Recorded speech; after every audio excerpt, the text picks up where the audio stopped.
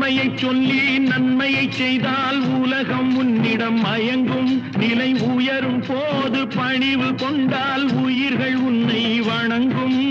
உண்மை என்பது அன்பாகும், பெரும் பணிவு என்பதும் பண்பாகும்.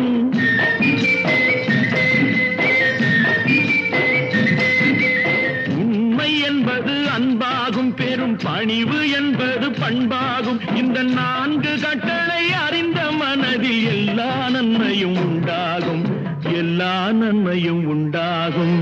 6 மனமே 6, அந்த ஆண்டவன் கட்டளை 6. 6 மனமே 6, அந்த ஆண்டவன் கட்டளை 6.